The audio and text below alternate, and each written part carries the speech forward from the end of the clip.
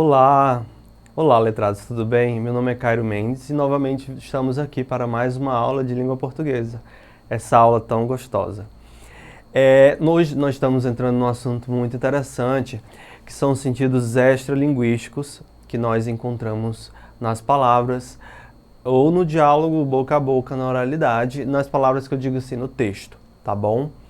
Essa é uma aula fundamental porque vocês vão precisar dela em qualquer coisa que vocês façam na vida, seja no meio profissional de vocês, seja na vida cotidiana, no dia a dia, na relação interpessoal com os familiares, amigos e afetos de forma geral, tá bom? Vamos seguindo. O texto para além do texto. Analisemos a imagem ao lado nos seguintes aspectos: cor da fonte, maneira como a foto do rapaz é posicionada, pontuação do título. Vamos ler, eu vou ler aqui para vocês. Preto, pobre.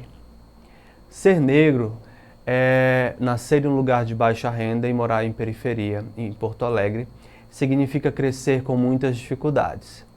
Quem sonha em viver com dignidade costuma encontrar as portas fechadas. Neste caminho obscuro, já entre a infância e a adolescência, brilha na encruzilhada a tentação do tráfico, do dinheiro fácil ou do poder que o crime parece dar.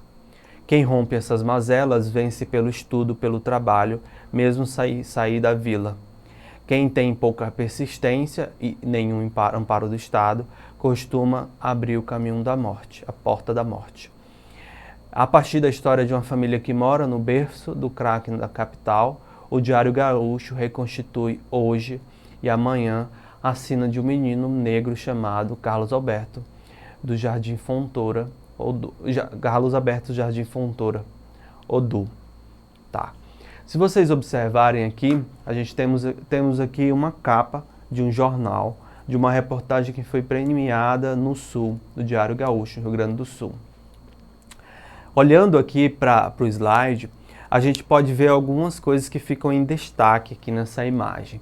Primeiro, no título preto, pobre, a cor da fonte grande, ela está preta e no meio vermelha. Isso aqui traz um significado em relação ao texto. A gente vai ver aí depois. Se vocês forem observando, a foto dele ao lado está cortada no meio. Bem como na blusa dele, onde deveria ter a cor da blusa, a gente vê uma vila, o que parece ser uma favela, uma comunidade.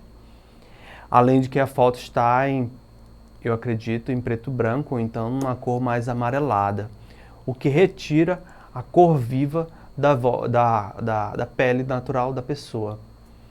Além do fato que temos todos uma contextualização ali do lado. Todos esses aspectos, eles não estão relacionados ao que está escrito necessariamente. Elas estão relacionadas à cor, à forma, à maneira como as imagens são posicionadas na tela, a pontuação e etc.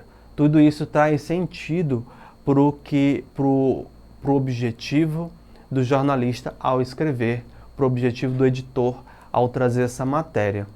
Esses são os aspectos extralinguísticos que nós vamos estudar nessa aula e como nós podemos tirar a compreensão de um texto mesmo sem necessitar lê-lo, tá bom?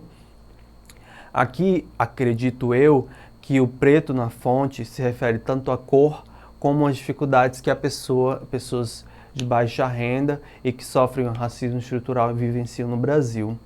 Bem como a cor vermelha deve estar relacionada à violência que pessoas que moram em comunidades de baixa renda muitas vezes vivenciam por causa de diversos aspectos. E a reticências é porque coloca aí, deixa aí no subentendido diversos sentidos que vão ser melhores elaborados pela notícia. Vamos seguindo para o próximo slide. Extralinguístico. Diz-se que tudo que não pertence ao sistema linguístico propriamente dito, mas que contribui para a transmissão da mensagem, como, por exemplo, expressões faciais, tom de voz e etc. E no texto, a cor da fonte, o tamanho da fonte, onde a fonte se encontra, as imagens, a posição das imagens e etc. Realce do texto e seus sentidos. Observemos agora a cor das fotos. A idade dos meninos nessas fotos. A cor do realce das palavras superdotados, discriminado, cadeia e o negrito da última oração. Agora observemos essa capa da Época, revista Época. Giovanni e Disseu são superdotados, realçado em amarelo. Um foi discriminado, realçado em amarelo. O outro está na cadeia, realçado em amarelo. Suas vidas difíceis mostram como o Brasil desperdiça seus talentos. E na foto, duas fotos, uma de cada, em preto e branco, de quando eles eram crianças. Aqui, os realces e o negrito da última oração trazem a atenção do leitor para o foco e os temas desse texto, dessa reportagem, que são a maneira como o Brasil, por diversas questões, acaba relegando as pessoas que têm altas capacidades. As pessoas eram antigamente consideradas geniais, que eram considerados gênios, desperdiça esses talentos e essas grandes pessoas. E elas acabam, por serem compreendidas, muitas vezes na escola, sendo discriminadas ou entrando em caminhos tortuosos pela vida. Então o texto, o jornal, ele traz tudo isso só na capa. Ele traz o tema e o tópico, tá? Seguindo aqui. O poder do fotojornalismo, parte 1. O fotojornalismo vem do ramo da fotografia, onde a informação é clara e objetivada através das imagens. Através do fotojornalismo, a fotografia pode exibir toda a capacidade de transmitir informações. Essas informações são transmitidas pelo enquadramento, distância focal, composição, escolhidos pelo repórter fotográfico diante dos fatos. A gente olha aqui essa reportagem da Gol, que diz: se é possível salvarmos o planeta, não. Mas talvez ainda dê tempo de o planeta nos salvar. Ailton Krenak. Aqui traz a fala de uma liderança indígena do povo Krenak, em Minas Gerais. E se vocês observarem na imagem, temos ele de cabeça erguida, olhos fechados, e por trás dele uma escuridão, né? Um tema negro, preto. E aqui nessa foto passa uma impressão de que ele é uma grande liderança, de que ele é um homem sábio, de que ele sabe o que fala e do que pensa, e que ele, por ser uma liderança indígena e por estar em contato com a natureza, tem propriedade para falar sobre a questão do meio ambiente.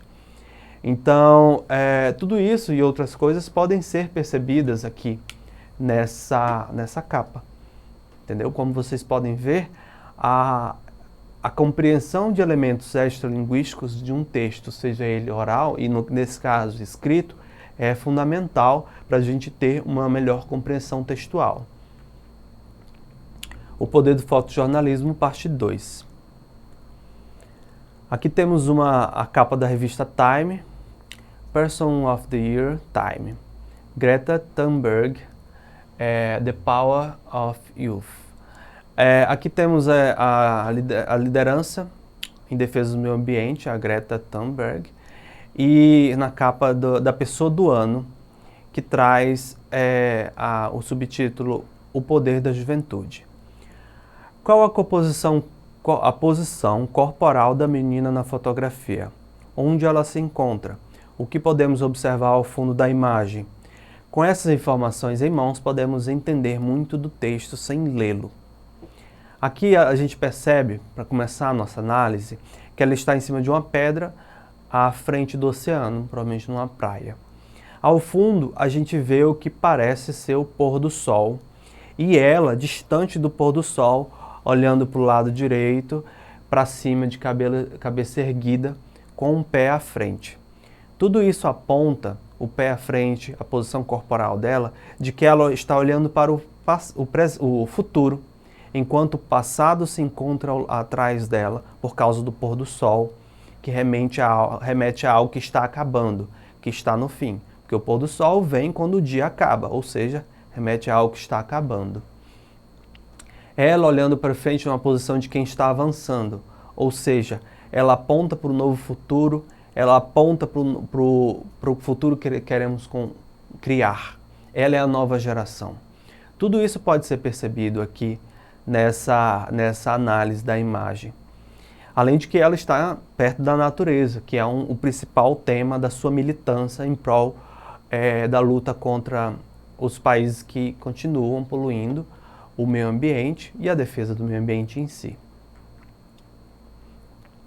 Através da análise de detalhes em imagens, na formatação do texto, na posição das palavras, podemos entender muito sobre os sentidos de qualquer produção textual. Para não finalizar, é importante lembrar que os recursos extralinguísticos são utilizados com muito mais frequência no nosso dia a dia, de falantes através do tom de voz que pronunciamos as palavras, dos gestos, expressões faciais e etc. Vejamos alguns. Aqui temos gestos e ao lado expressões faciais que também são fundamentais para expressar determinados sentidos que não necessariamente através da oralidade. E, por fim, expressões corporais. Nesse sentido, cabe a nós estarmos atentos às atitudes de nossos interlocutores, pois elas podem dizer muito sobre seus sentimentos, sentidos e pensamentos. Aqui essa mulher de braço cruzado, que é uma postura corporal de defesa, quando a pessoa se sente desconfortável com algo, ela toma essa postura corporal. E aqui, o que a gente faz geralmente quando está nervoso ou envergonhado ou numa situação de estresse, tocar o pescoço, que também é um sinal de desconforto ou nervosismo. E existem muitas outras posições corporais, gestos que têm muitos significados e cabe a nós que ficarmos atentos para entender tudo isso no nosso dia a dia de falantes. Então é isso, pessoal. Hoje eu encerro aqui a nossa aula de língua portuguesa, que trouxe tanto um pouco de linguística do extratextual, né, de aspectos extratextuais, extralinguísticos do texto e da oralidade também, como também dicas sobre como vocês podem interpretar determinadas posições corporais dos falantes, tá? Eu encontro vocês na próxima semana e não esqueçam de acessar a plataforma Eduque. Até mais!